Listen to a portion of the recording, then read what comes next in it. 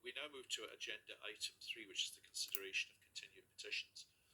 And I want to say to all the many people who continue to have petitions open with us that we have now arrived at that point in the parliamentary session where time is pressing.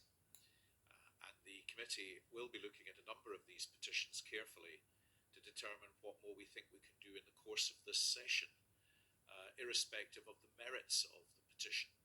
We have something like 120 open petitions and little time left in this parliamentary session in which to do justice to them. And it may well be, therefore, that notwithstanding the critical issues that are being addressed by the petition, it will reluctantly be our view that it will require to be something that is addressed potentially with a fresh petition in the next session of Parliament. And I wouldn't want any of those who might be joining us online or who are present to think that the issues, some of these petitions, particularly continuing petitions, which are continuing for the very reason that we thought the substance of the petition worthwhile for us to explore, does not continue to be that, but simply because we are not going to have the time in the current session of Parliament to pursue it in the way that we would wish. The first of those continuing petitions today, with a bit of a preamble, I'm sorry to say, is from me, is petition number 2113 to provide support to RAAC affected communities. This has been lodged by Wilson and Hannah Chowdhury. The petition calls on the Scottish Parliament to urge the Scottish Government to provide support to communities affected by reinforced autoclaved aerated concrete, commonly referred to as RAAC, by setting up a national fund to assist struggling homeowners and tenants affected by RAAC, initiating a public inquiry to investigate the practices of councils and housing associations concerning RAAC, including investigation of how business related to RAAC was conducted, the handling of safety reports and property sales, disclosure of RAAC and responses to homeowner concerns, and introducing or updating legislation similar to the General Product Safety Regulations to ensure developers, councils and housing associations are held accountable for using substandard property materials, mandate risk disclosure, and make surveyors and solicitors liable for untraced defects. Legislation should also include provision for a comprehensive register of high-risk buildings in Scotland. Now, we last considered this petition on the 13th of November 2024, where we agreed to write to the Built Environment Forum Scotland, the Royal Institute of Chartered Surveyors, the Chartered Institute of Building, the Royal Incorporation of Architects in Scotland, and at that point, the Minister of Housing. The RICS suggests that a national fund, as requested by the petitioner, could be useful, but it has questions over its applicability and indeed its necessity, as existing surveys do not point to RAAC being prevalent. The Scottish Government reiterates that the local scheme of assistance can in fact provide financial help. It also underlines local authority powers to decide spending priorities as well as continued challenges to public finances. Although the UK Government has shown reluctance in setting up a UK-wide financial support scheme, the Scottish Government continues to insist on one. In a recent response to a written parliamentary question, the new Cabinet Secretary for Housing states that she will engage with the new UK Housing Secretary on this issue following the resignation of the Deputy Prime Minister Angela Rayner. The RICS, the RIAS and the BEFS, the organisations to whom I referred a moment ago, were not supportive of a public inquiry, arguing that it would be both time and resource intensive, that it would divert from immediate response, and that it may simply confirm what is already widely known. Submissions suggested it would be more appropriate to identify and remediate affected properties which are also in a poor condition. The RICS does not see the third ask of the petition as a proportionate approach, and it points out to existing avenues which can be explored if RAAC has not been properly identified by a regulated surveyor. The BEFS highlights the existing buildings at risk register paused following a review and suggests that any successor model should be more aligned with activity that renovates and reuses buildings at risk rather than lists them. Now, we've also received additional submissions from the petitioners, some of whom I think are with us in the gallery today, who continue to highlight the predicament of RAAC-impacted homeowners and and the urgent need for action, particularly on the financial front. And I'd like to acknowledge that most other submissions do recognise these challenges to homeowners and are generally in agreement that significant action will require to be taken to address this matter. But as I said earlier, in relation to the other aspects raised, we don't have a lot of time left in this parliamentary session.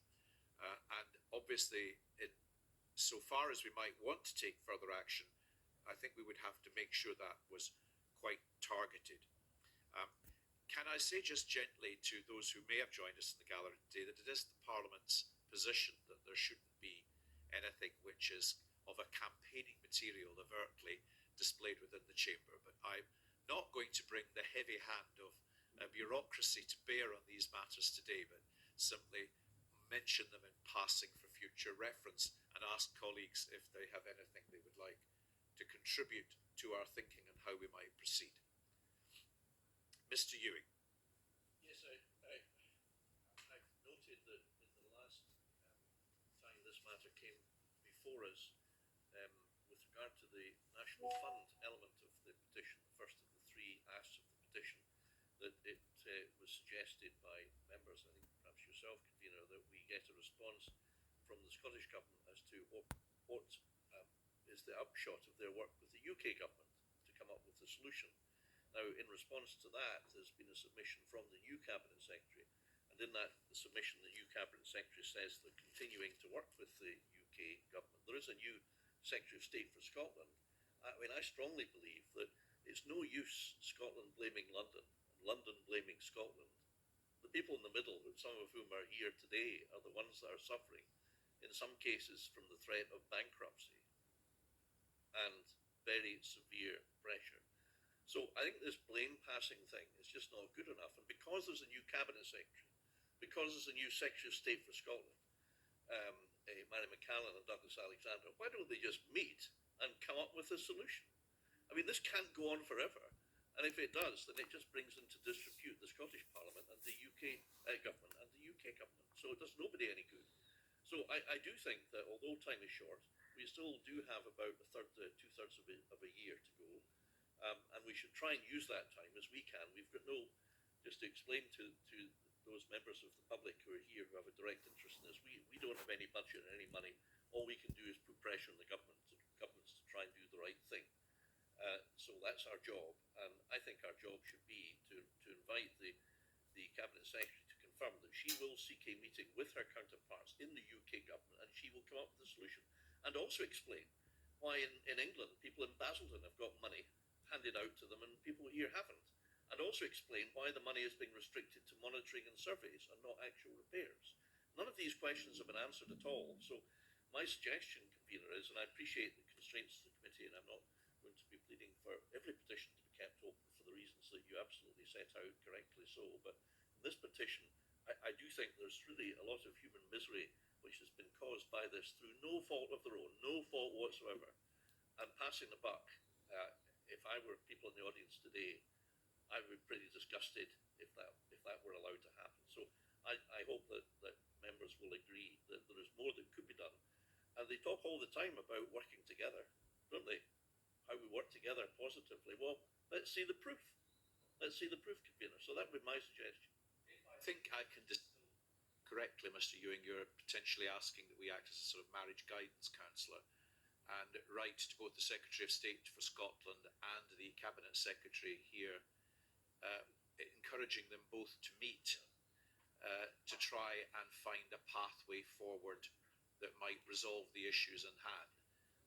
And I think we could do so on the basis that this is a petition we take extremely seriously, and that given the time left in this Parliament, it would be helpful if both these parties would respond positively to our suggestion that they have that discussion.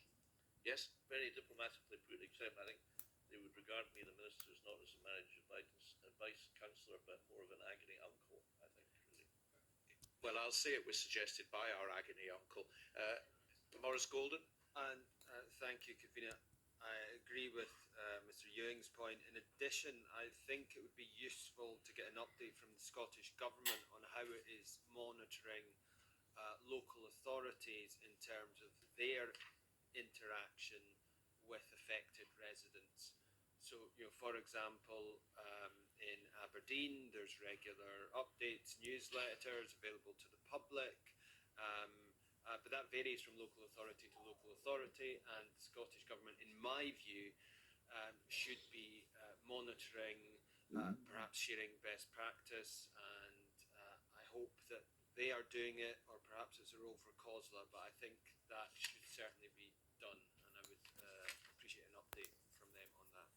Okay, we intend to keep the petition open and to pursue the 2 lines of inquiry, mindful of the fact that time is against us, but that we think this petition is one of those that we will seek to try and make some further progress on. Is that correct? It is. Right. Thank you very much. That